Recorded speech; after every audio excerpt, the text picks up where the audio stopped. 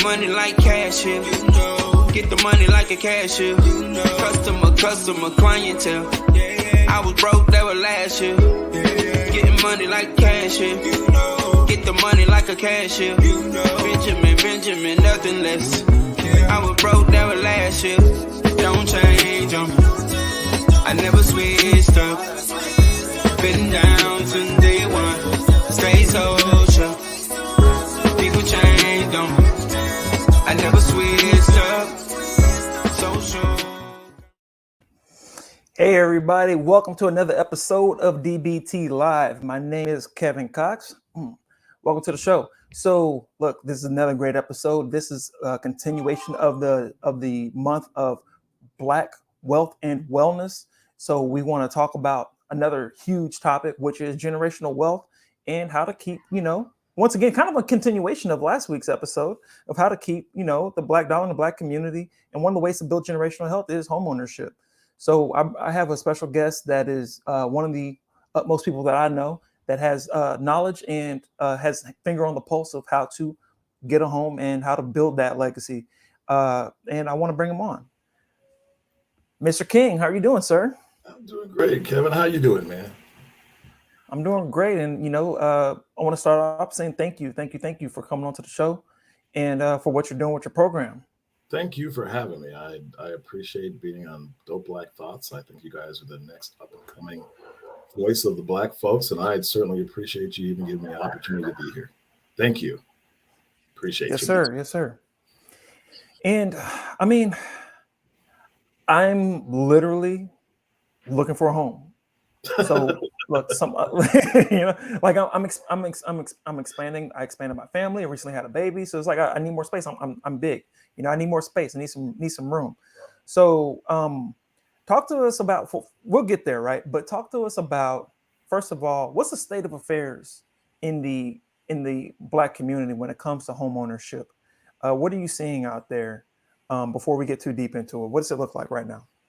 Well, thanks for asking that question. We're the lowest demographic as far as home ownership in the country. The only closest one to ours is Native Pacific Islanders. And to be honest with you, I didn't know that they owned enough property to even be a blip on the Census Bureau. But evidently, they own more than we do. 37% of Black folks in Colorado own property. That means 63% of us are renting from someone else. And if you understand how rent goes, either you're paying your mortgage or you're paying someone else's mortgage. So why get someone else rich when you can get yourself rich? Because when people talk about, you hear people talk all the day about getting the bag, I'm gonna go get the bag. How can you really get the bag when you're giving somebody else the bag that's bigger than your bag every month for your rent? Why don't you use that and you get yourself the bag and get your own money? But I think there's a different mindset. People think it's harder than it actually is to actually obtain a house. It's not that hard. First thing you got to do is try, call, and then change some basic things in your life, and then you'll be in a house in a matter of days, probably months.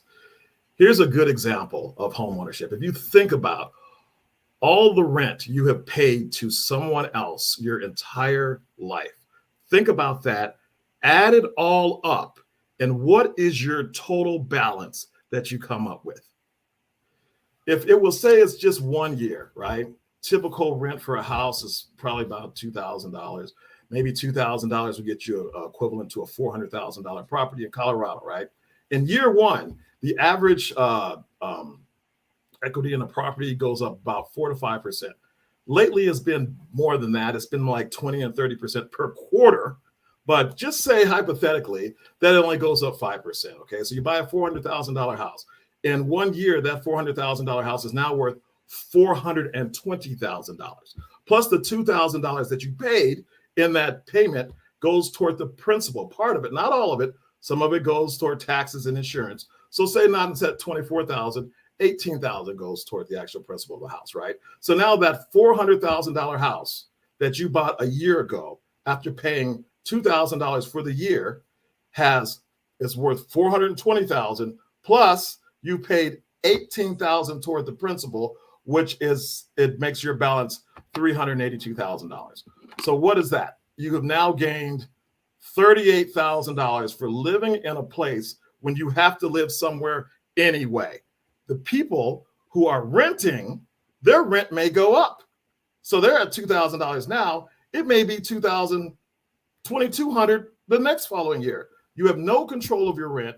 And when you're buying a property, you have that same payment for 30 years. And if you're ever late on your payment, you have 45 days to pay that mortgage payment. When if you're late on your rent, you only have 30 days, 45 days. And then they only take 5% for a late fee, and 5% of what? $2,000. That's what we're going with, right? Is $100. That's your late fee if you can't make your payment after 45 days. And if you're paid bi-weekly, that's 3 checks. If you're paid bi-weekly on a rent, 2 checks, and then they want to get rid of you. That's why you buy. I'm sorry, I got a little emotional there, man. It bothers me because you're making. Sorry. This is fair, and look, honestly, I want to deal with people that are passionate and really believe in what they're talking about.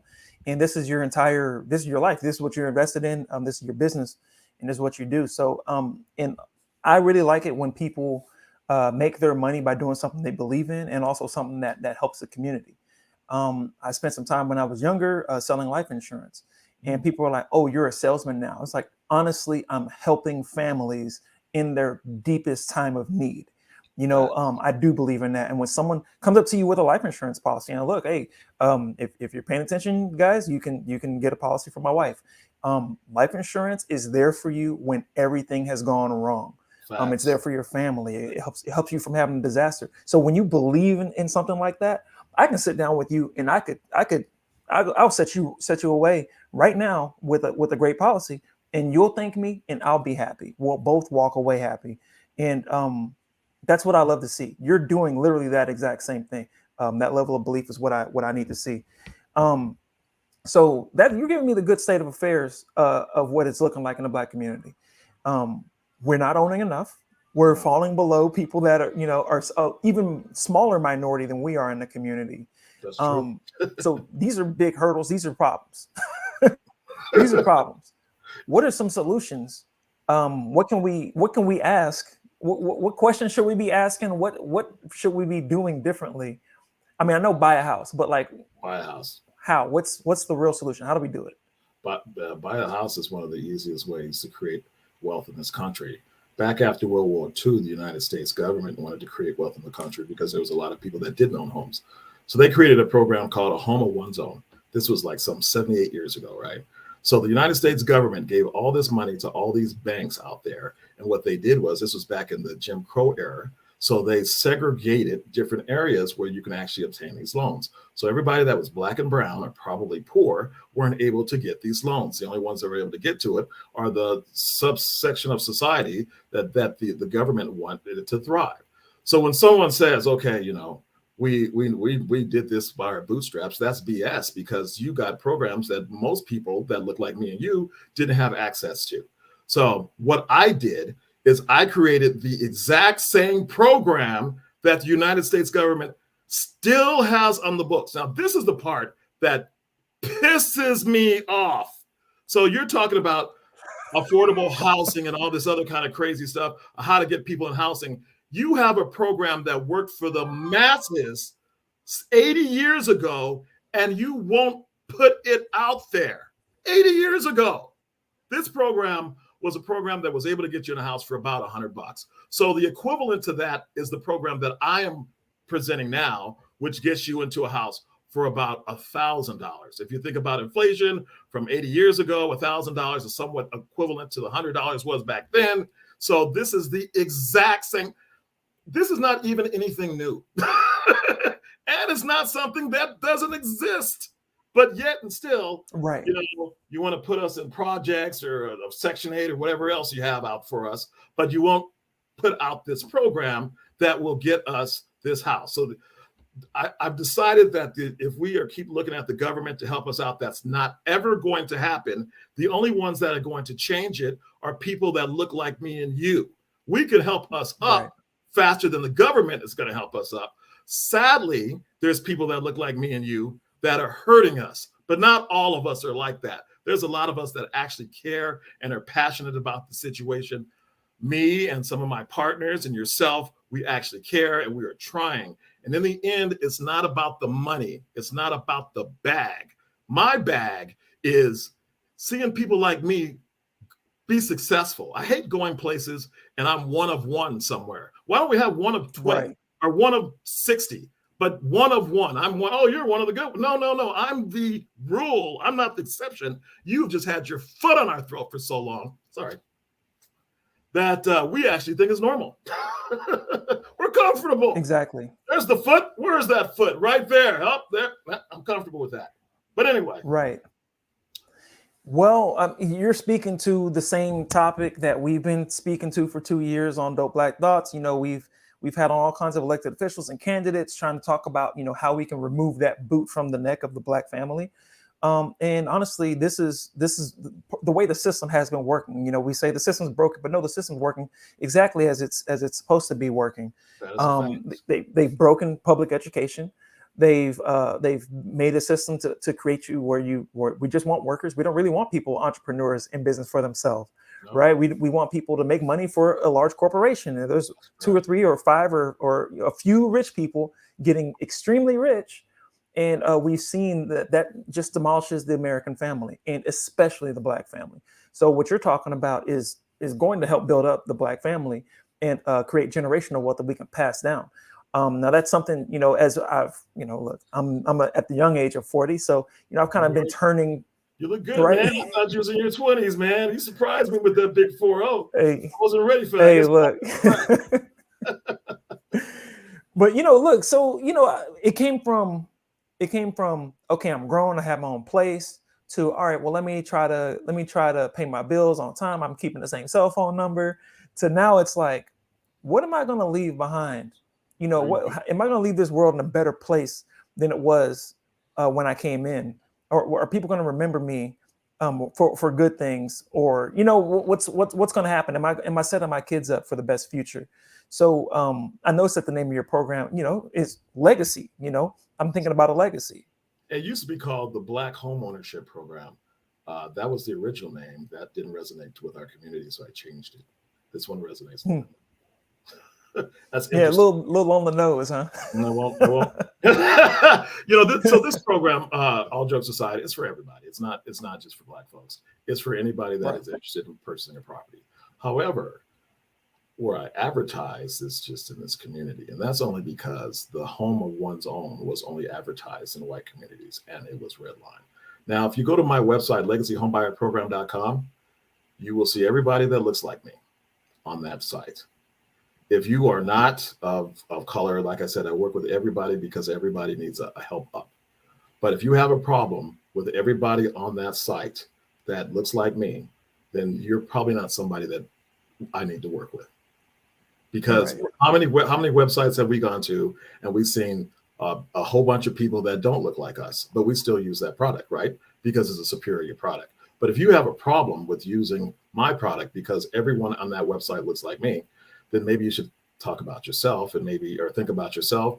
And maybe you should go ahead and pay that $25,000, $30,000 that it takes typically for someone to get in a house. Because with my program, you can get into a house literally for $1,000 total cost. That's not $1,000 down. That's $1,000 total cost. Now, as we go into this conversation, I'm going to be one of those people that reveals some of the secrets of the real estate industry that some of my comrades may or may not like. So we can talk some more as we continue. But yeah, you can get into a house for $1,000 total cost from the legacyhomebuyerprogram.com. Check us out. Check me out. At the website, you'll see a lot of my old clients that were successful, and you listen to their stories, and they'll tell you how this program actually changed their lives. Are we about to hit them with it now? I mean, so basically, yes. So, I mean, I want you to kind of detail, you know, what is it? Okay, so you have a program. You're doing something different from how the system is necessarily working right now. Right now, people are being asked to come up with like 10-20% of value. They want, you know, like a 9,000 credit score.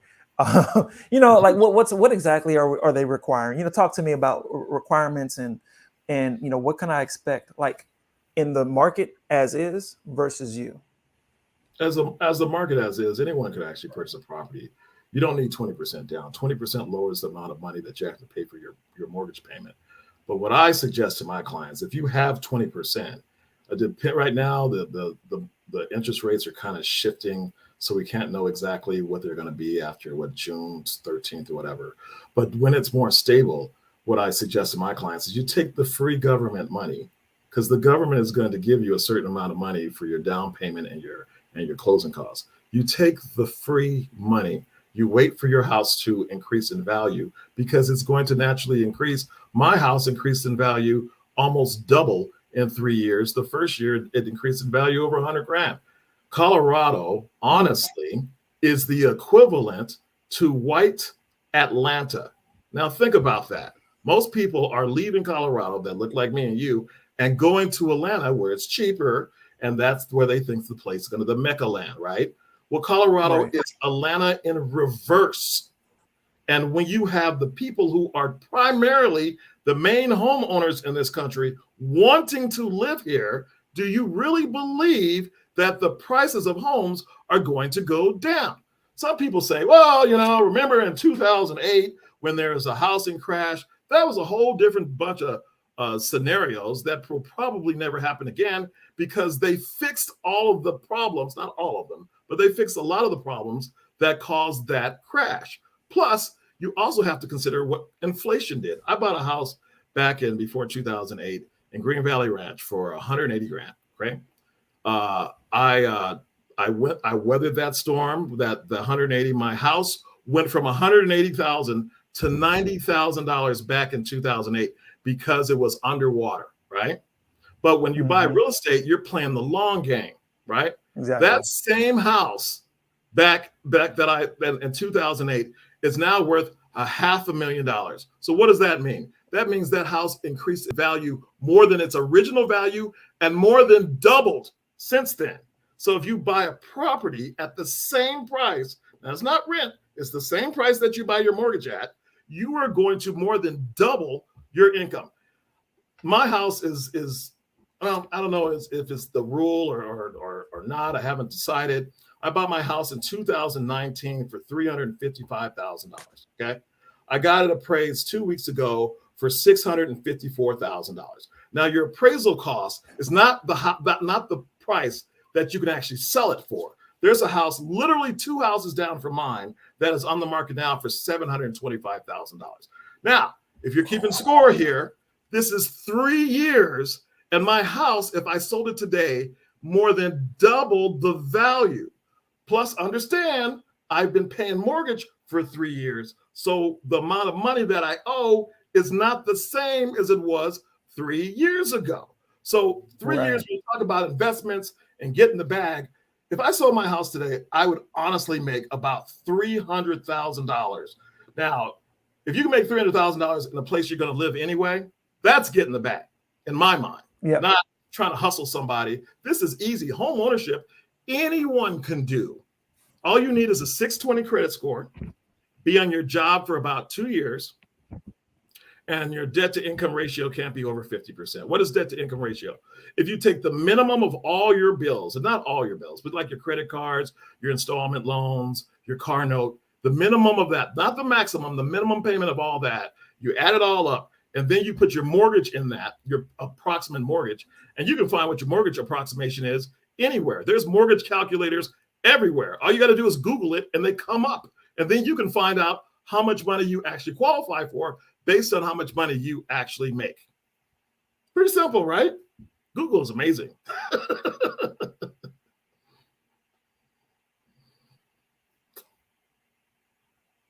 You there, Kevin? Still there, man? Okay. So anyway, if you're interested in purchasing a house, so the purchasing a house in normal situations, if you're just go to a regular realtor, you only need a 620 credit score. Your down payment does not have to be 20%.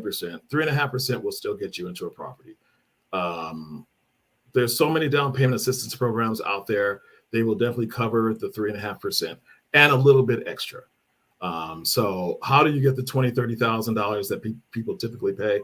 Well, it's the closing costs. So say you use a Chaffer program, which is a traditional program that's out there, and they pay 4% typically. So 3.5% of that is going to go toward the down payment. So you have 1.5% that goes toward the closing costs. Closing costs are typically anywhere between 2 and 3%, and then you have to come up with your earnest money. So earnest money is typically 1% of the price of the house. So you're looking at three. Wait. Okay. Explain the earnest money. We were having a conversation about this with someone with actual realtor, and I was thinking of this terminology.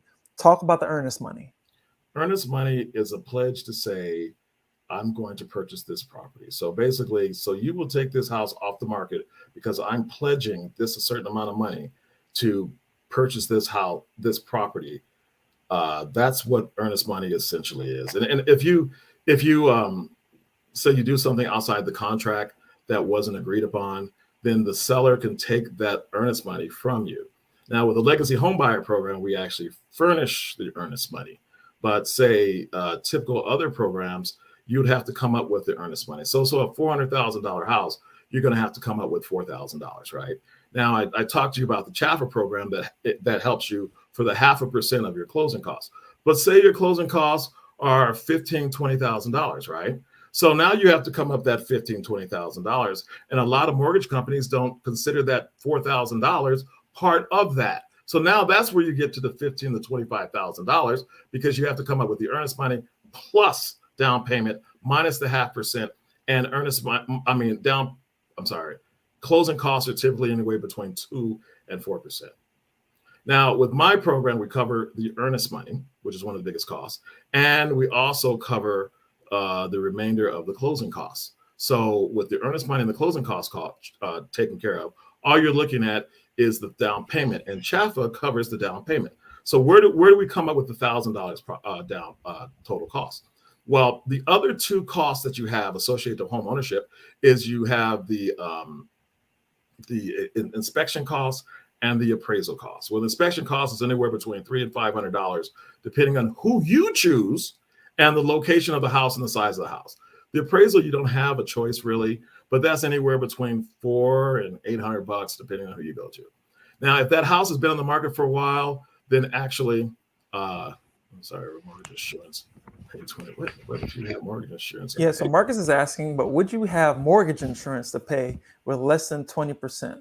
You absolutely would have mortgage to pay for less than 20%. But as my example was, that homes have been increasing in value more than 20% over the course of each quarter. So hypothetically, say, it increased 10% or whatever, but that's not heard of right now in this market. Typically increases more than 20. And then you're looking at the 3% that the government has already given you down. So you're not really trying to get to 20%. You're really trying to get to the 17% of the price of the house. So the $400,000 house, what is that? Boy, my math is not good. 80 grand or 70, 75, 70, 76 like 68, grand, something like that. $68,000. Okay, so then all you really have to do is you're looking at 6 months time turnaround period for you to refinance the house and get rid of that mortgage insurance, okay? During that 6 months period, understand you don't have a payment when you purchase a house for the first 2 months. So you're only paying 4 months of whatever that is before the mortgage insurance. And the mortgage insurance is typically a couple $100. So what we really need, well, $200 or $300, depending on the property that you get. So what you really need to do is keep your credit good once you get it good. And how do you keep your credit good? Well, you got to pay your bills. You got to pay your bills on time. So if you have bills, just make sure you pay them and you pay them on time. This is simple. Don't get bills that you can't afford. And when it's time to pay them, pay them. That's how you get your credit score to 620 or more. And usually if you pay your bills on time, it's going to rise. And the wonderful thing, one of the many wonderful things about homeownership is once you buy that house, your credit score is going to soar.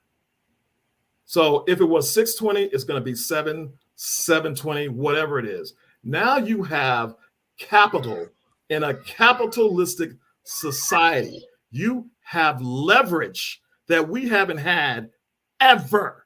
When you have leverage, now you can put that into your business. Now you have, you can go and get credit cards with 0% interest for the first 2 or 3 years. Can you imagine a $50,000 credit card with 0% interest in the first 2 years? What can you do with your business for that? If I have 2 years to make 50 grand, I'll make 100 grand. That's getting the bag because now I have capital to put somewhere else. Here's the other way they get us. They redline us one way or the other. I tell you, you can't get past this. And I don't know why people hate us more than they hate making money, but that is what it seems like in this country at this time. Right. If you live, say, I used to live in Green Valley Ranch for 13 years. I lived in Green Valley Ranch, right? I had a house. So I thought that I would be able to get credit for businesses that I was trying to establish at the time, right? They will limit the amount of credit you can obtain based on the area that you live because they know that area is primarily Black. The most money I was able to get, real talk, in business and cards, any kind of cards, credit cards, personal or business, was $6,000 over the course of 4 cards. That was as much credit as I could get.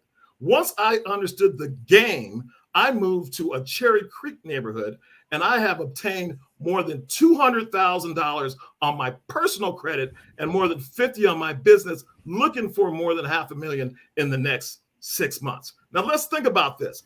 I've got credit, I've got capital, and now I can make moves.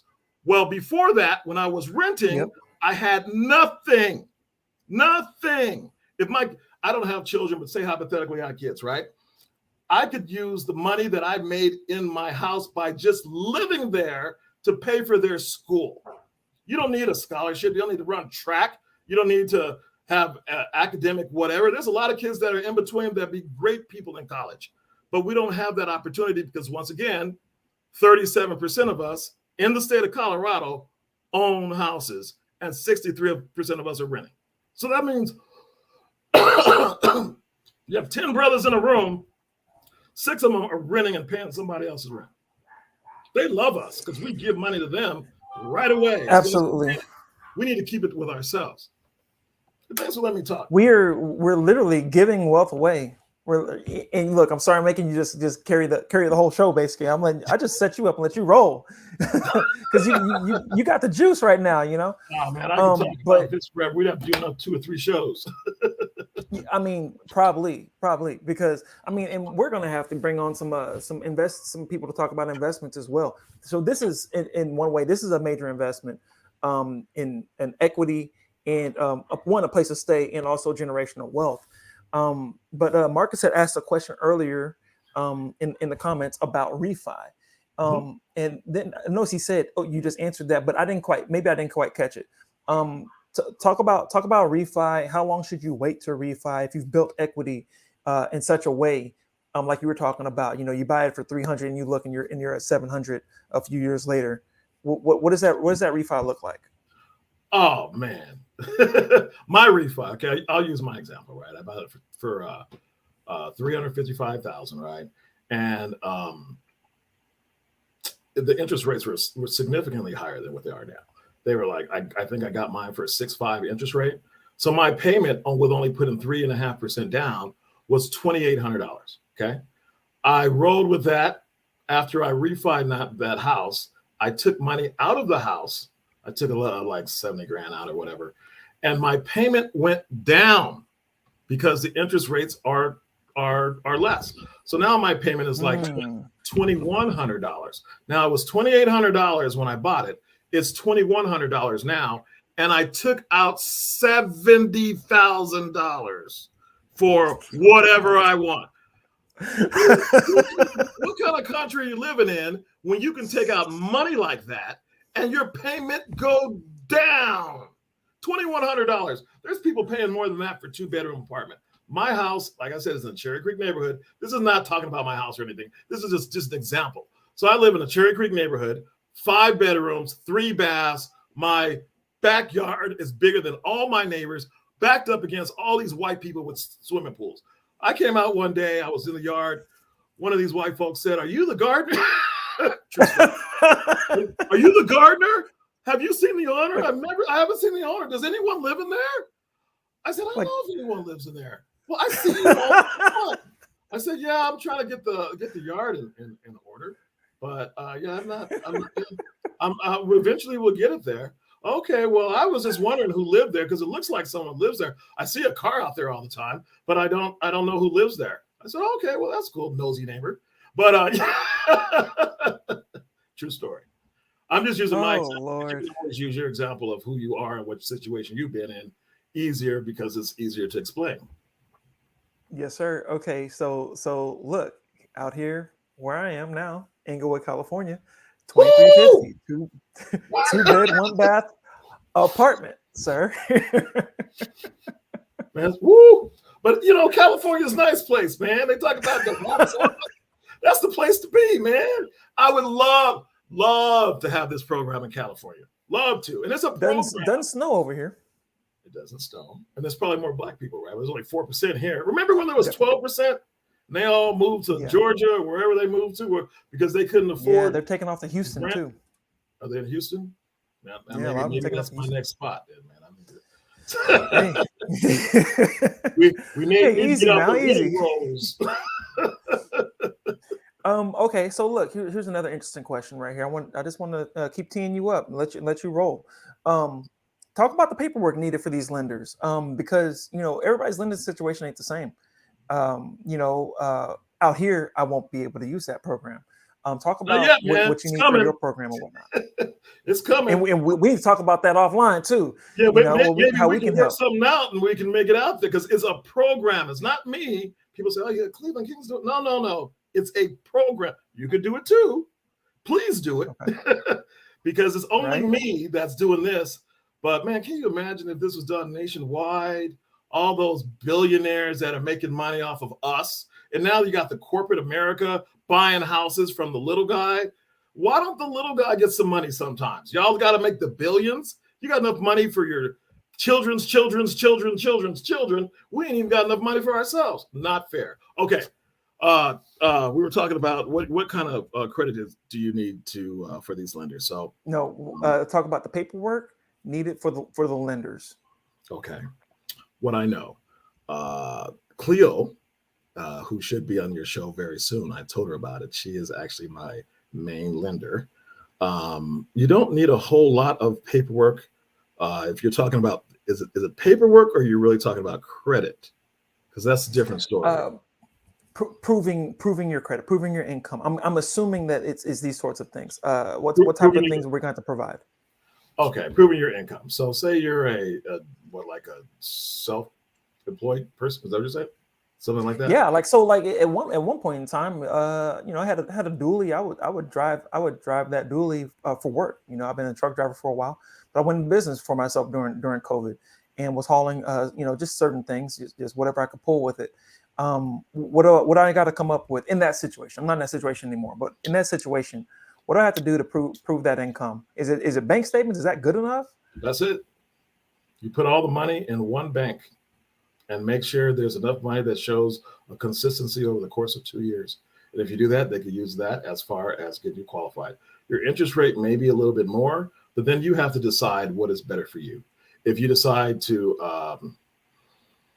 claim your taxes, because some of us don't do that.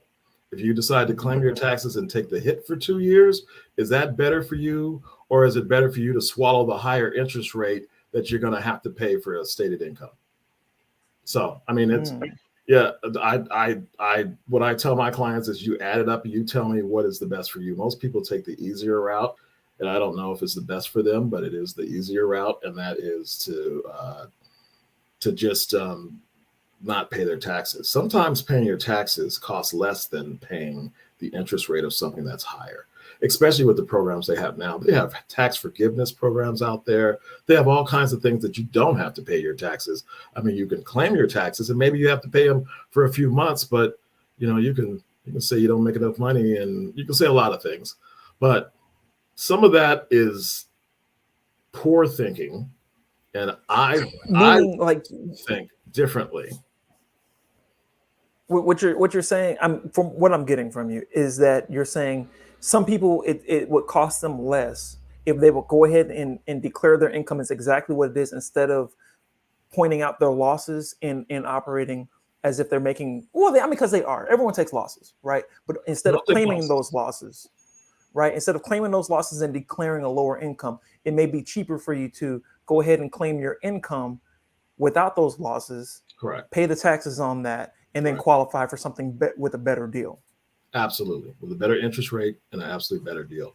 Plus, if you're a business person, and I'm assuming you are a business person because you're filing stated, then it also puts you in a better situation to obtain better no interest credit cards. Ultimately, anything that has zero interest for a long period of time, I am interested in, because that's basically money that you're giving me for free. So you're going to basically loan me money for no interest at all for a period of time. And if I pay it back to you in that period of time, I pay zero interest. No. Well, you know what? You can do that all day long. And there's programs out there just about for every bank that will do that for you all day long. I can speak for myself because that's the easiest person to talk to is about myself.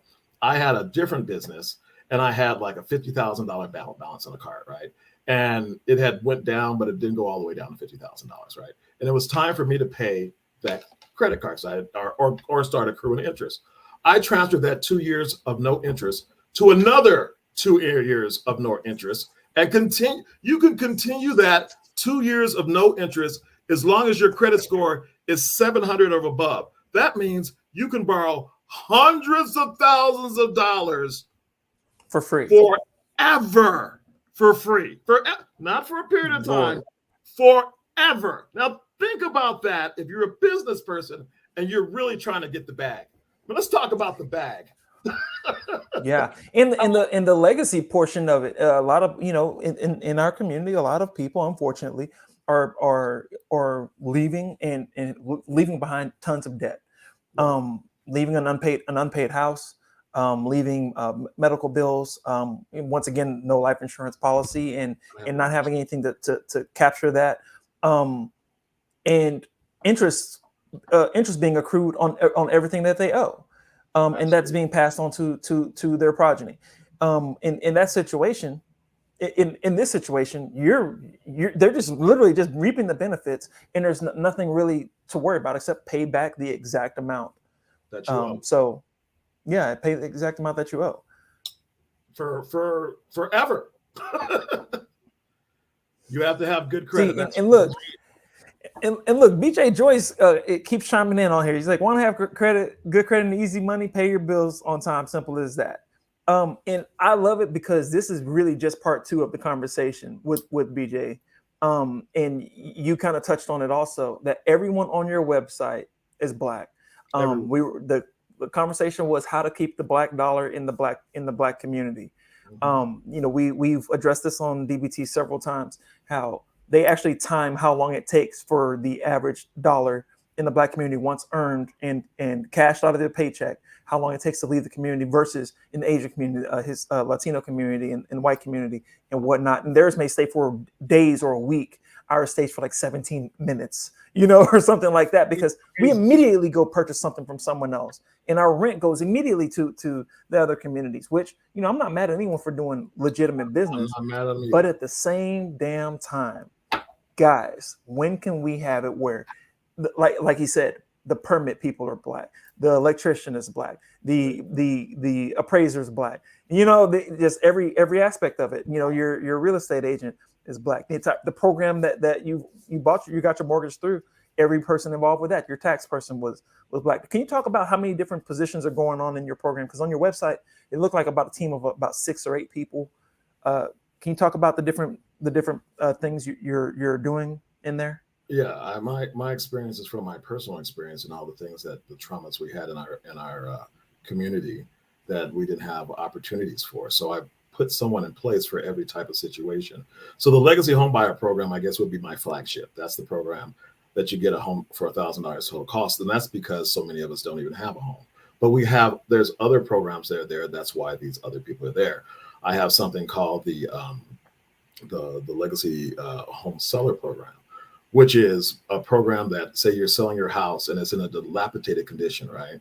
So you see all these investors come in and they buy the house at like a portion of the cost, right? And then they just fix it up and they flip it and they make 2 or 3 times the value of that property, right? So that's taking money out of the wealth of our communities, right? So one of my programs is We will come in and we will fix your house up to the point that you can get top dollar, and you can pay the construction company that comes and fixes your house for 50 or 80, whatever $1,000 it is. You pay them at closing. But what that does for you is that makes you the flipper of your own house. So instead of you making $100,000 or $200,000 from a house, now you're making $400,000 to $500,000 from that house. We want to keep the wealth in your community. So that's one of the programs. To do that, you have to have an attorney. That's why you see an attorney on staff. In the case that your home, say you're in foreclosure or something like that, about to foreclose on your property, well, you need some type of legal action that's going to stop that. Henceforth, an attorney, right? The other program we have is, oh man, I tell you, the things we had when we was kids, man, it's amazing that we survived. But the other program we have is like, and it's touching the back of your insurance, that you have to have insurance. Hypothetically, say you don't have insurance, and Big Mama is the matriarch of the family, and she's the only one that has a house, okay? Well, what typically happens if she has made no will and there's no insurance, that house goes to the state. So her whole life savings is blown up and given to someone else, and the generational wealth stops. So as opposed to something like that happening, you give us a call. We have more than one attorney on staff, because there's a lot of like-minded people, thank God, that will stop that process from happening, allow you to actually bury Big Mama without having a fish fry. Oh, man, how many fish have I gone to at a church to try to get enough money to bury somebody? So I also have collaborated with various morticians or mortuaries around the community, people that actually look like us, and we could actually bury Big Mama and then actually fix up your house and make sure that wealth doesn't go out of your community, and you get the wealth that you can divide amongst whoever it is that you're dividing it amongst in your family, because I'm assuming there's no will. And that is why there's attorneys there. There's not a mortician there, but there's a couple of them that I work with to get that done. And the other person I have several mortgage counselors, not mortgage counselors, I'm sorry, credit counselors on the website. And what they do is they fix your credit. Well, I didn't realize that so many of us have some type of credit issue. It's usually not a big issue, but it's something that we would have a hard time fixing on ourselves. So if you give, like, say, one of my good mortgage, credit counselor, Octavia, you give her your business or whatever, maybe $100, a couple $100 a month, probably less than that, over the course of 6 months or whatever, she'll get your credit to the place that it needs to be, and you don't have to worry about it. Because most people, when you tell them, hey, I can do it, when they tell you I can do it myself, they never do it themselves, because what you have to do is probably a whole lot more than you actually have knowledge to do. So as opposed to you having to learn something and try to do it yourself, when there's this amazing program out here called the Legacy Homebuyer program that you get you a house for $1,000 total cost versus $20,000 or $30,000 that you have to do down the line, pay the couple $100, get your credit right, and get the crib, so you can start generational wealth for your family instead of staying in this dilapidated state that we're in. I think we're losing ground. 37% of Coloradans that are Black-owned houses, that's pathetic. And it's 43% nationwide. Now, the flip side is white America, 76% of them own homes because of a program just like this one that they gave to them 70 years ago. So now, putting down $20,000, $30,000 when you had 70 years of equity, you got $20,000, $30,000 that you can give to your kids. We had 0 years of equity. This is a beginning for us. Right. And it didn't go to one child. It went to all those children, those children's children, and it spread exponentially. So many people can go to a grandparent's house or an old aunt left them. I mean, I've heard, look, when I started getting around people, when they started inheriting stuff, that's when it started to get real. They're like, oh, well, I inherited, or if someone passed away, so I got a couple $100,000. Like, you just get a couple $100,000.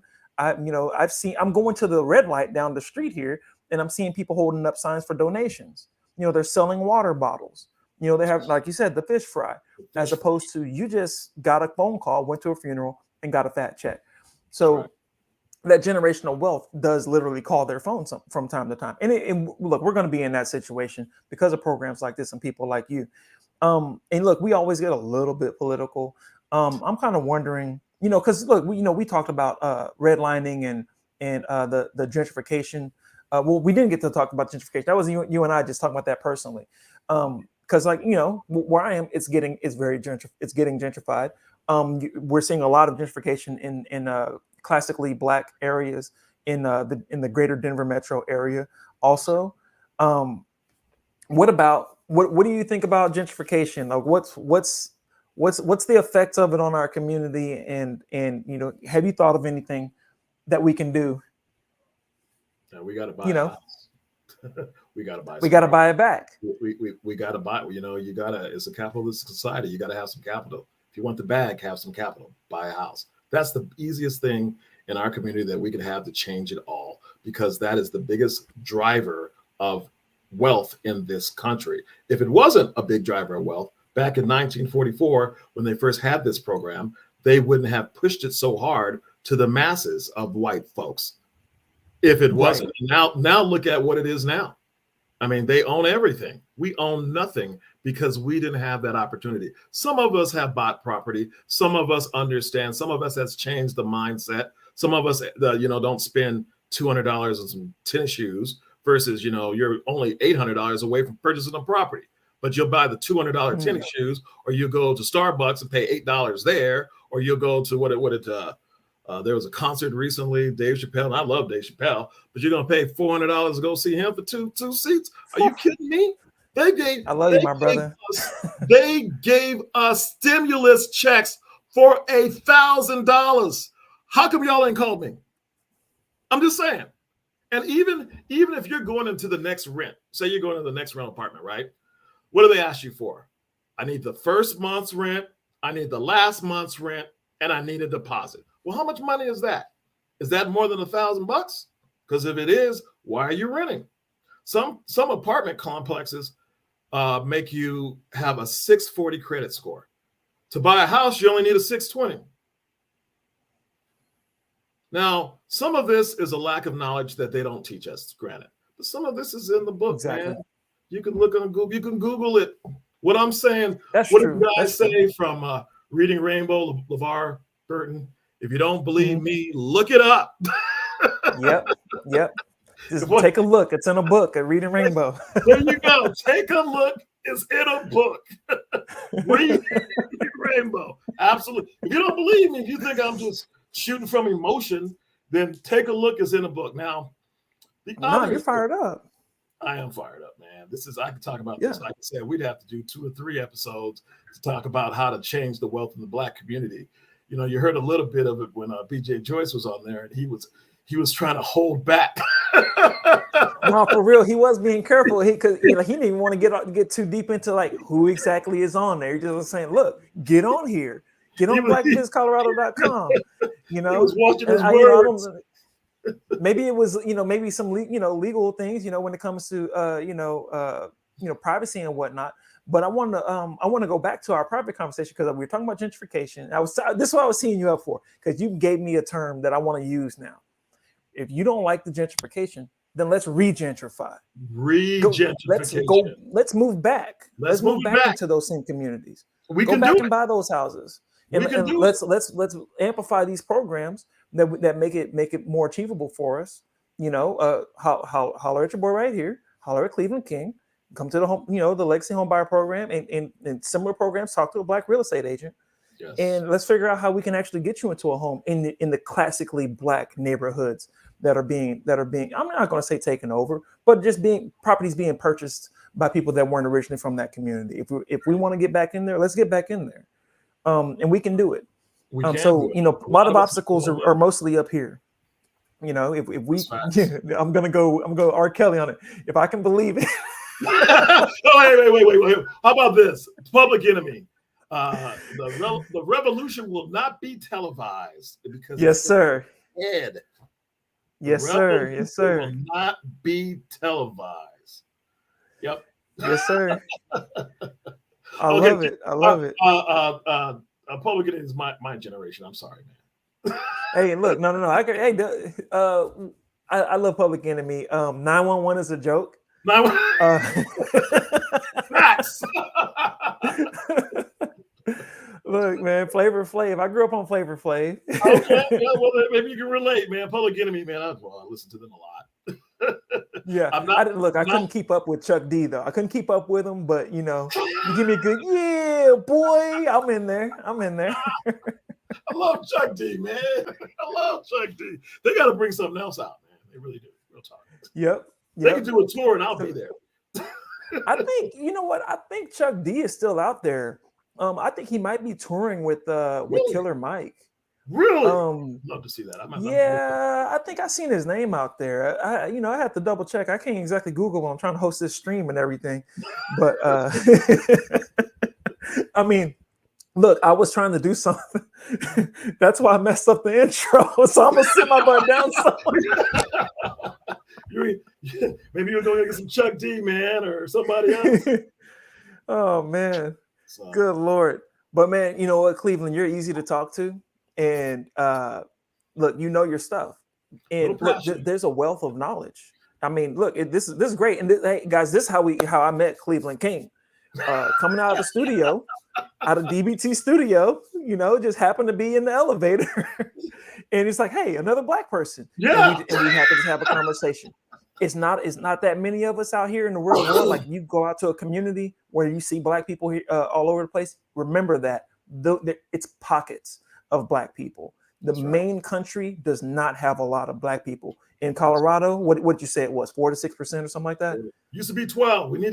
Y'all need to come back. It used to be 12%. Right? We're getting gentrified out of the state.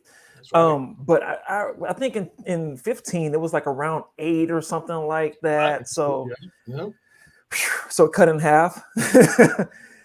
So it's like that. So when we see black people speak, like speak, communicate, and communicating is really networking. We always want to network.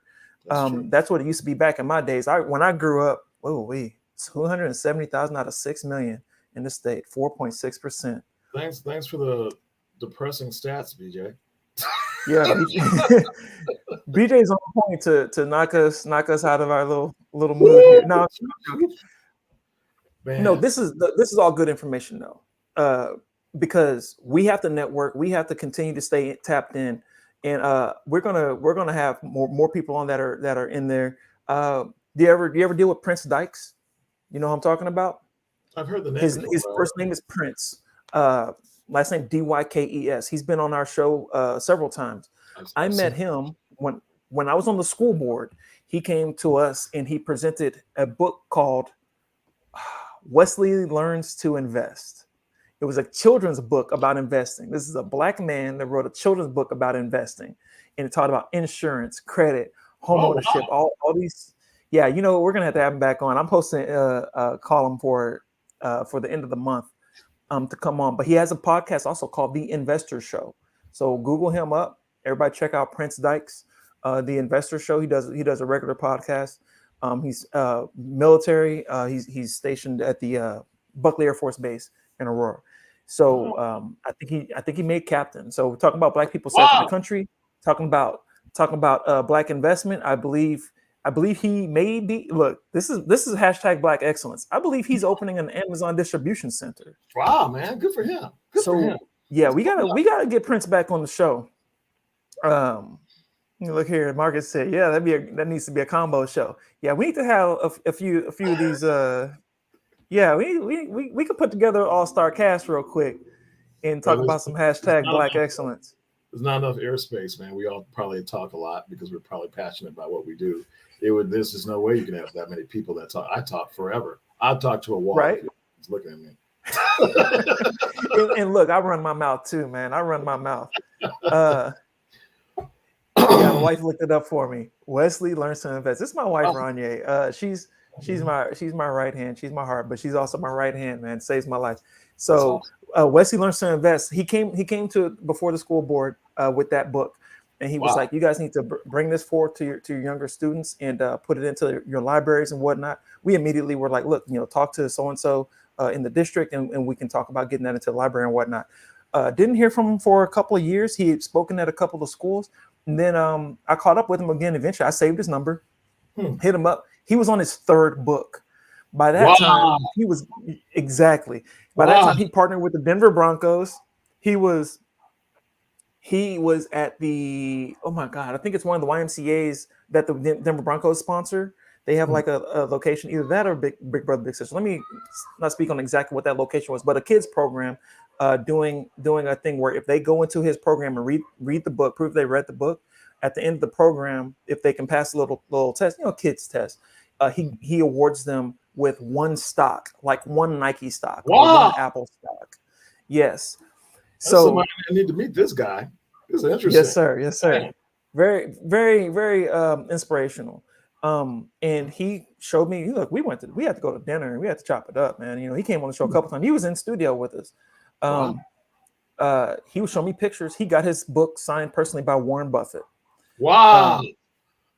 Look, it's impressive. I follow my people. I follow my community, and like I'm following you, Cleveland. Like you got a big, beautiful thing going on. You got a big old office. Not anymore, man. We talked about that borderline racist office. Oh Lord, yeah. I mean, look, that's the same office. Been there 7 years, so whatever.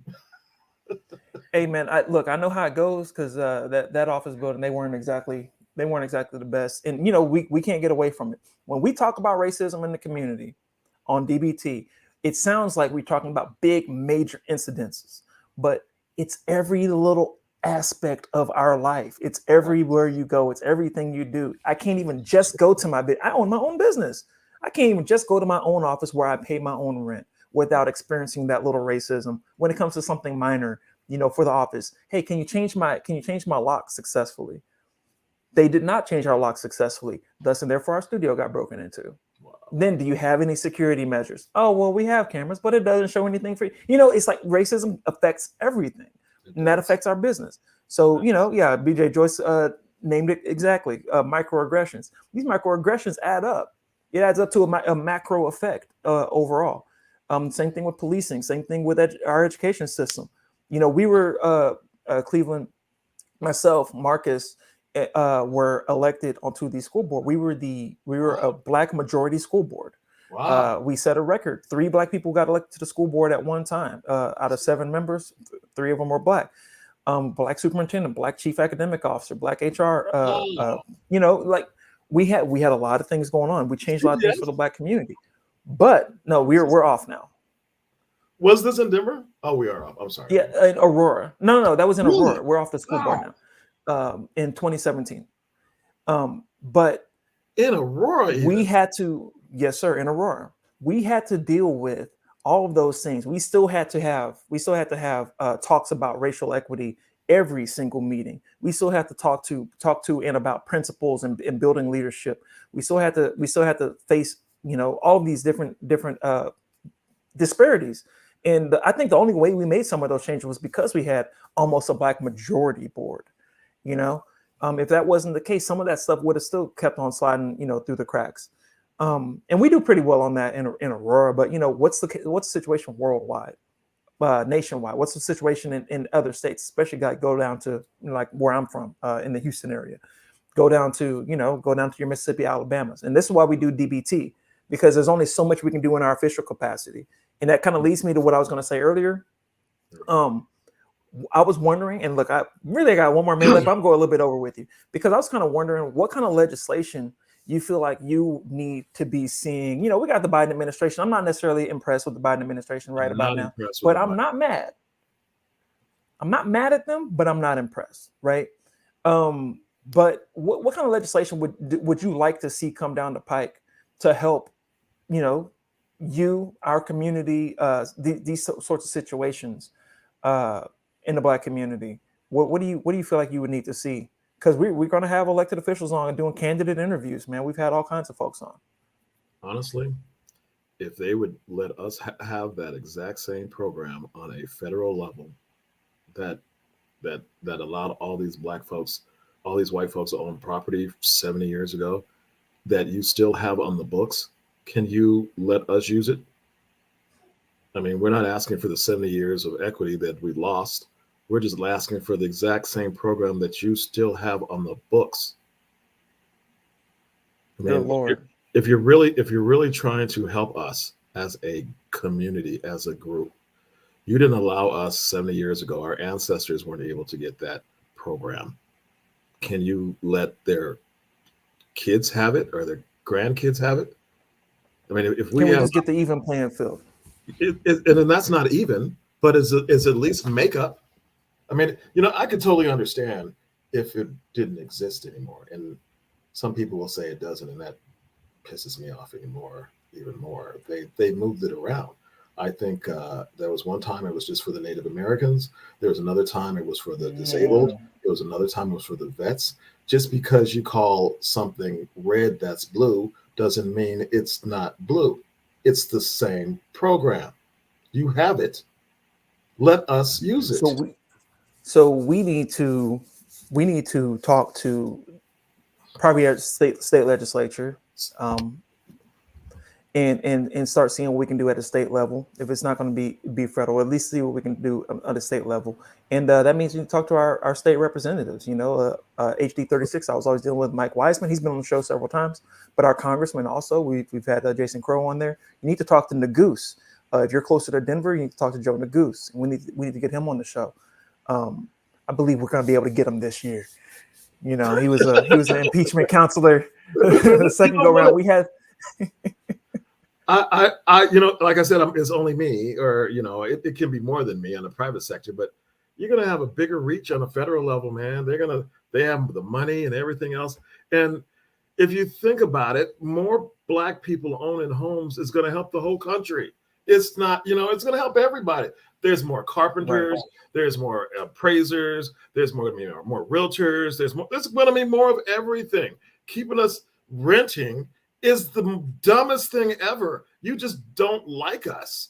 It's not even about money anymore, because every home that you buy for, say, it's $300,000, by the time you pay it off, you done paid $700,000. Money is being made. So basically what I'm going to do in the private sector is in the event, and maybe I just gave up on the federal government, but you're making some good points that maybe I shouldn't give up on the federal government. I just kind of gave up. Well, I'm saying maybe we start at the state and see what we can do a little bit more locally. Not that's not a city level thing, but we can start at the state and see what we can get accomplished. And it's easier to make a case for the federal government. We got to play the long game. Black folks, we've had a long road to hoe, so we have to play the long game a little bit and see what we can get going on in the state. And I think we can make some strides, and then you can make a case. You can make your case at that point. Hey, this has been very successful. Look at what happened in the greater Denver metro area. Look at Aurora. Look at the state of Colorado. Then you said, like, hey, why don't we just take this nationwide? So, and honestly, your program too, the program that you're using, I should say, we can make the case easier too if it's implemented or legislated at the state level. So you've given us a lot to think about. I want to give you the opportunity. We like to end every episode with our guests giving dope Black thought to go out on. Oh man, what is the dope Black thought to go out on? Pay your bills, buy a house. There it is. Pay your bills on time, buy a house. And that is the biggest thing you could do to help us have generational wealth. The biggest thing you could do to help our communities, because taxes off the houses are based on the school systems. It's the biggest thing that you can do to help us as a people. Instead of marching in the streets, we can own those streets. Pay your bills on time, buy a house. It's not that hard. If I'm not the guy, find another guy that looks like me and buy it from him. Just buy a house. I like that. I like how you made it plain. Hang out for me. I'm going to play this outro once again, everybody. This has been another episode of Dope Black Thoughts Live. We've had on Cleveland King with the Legacy Homebuyer program. Go to homelegacybuyer.com and tune into us next time. LegacyHomebuyerprogram.com. LegacyHomebuyerprogram.com. Yes. Everybody, have a great day. Thank you.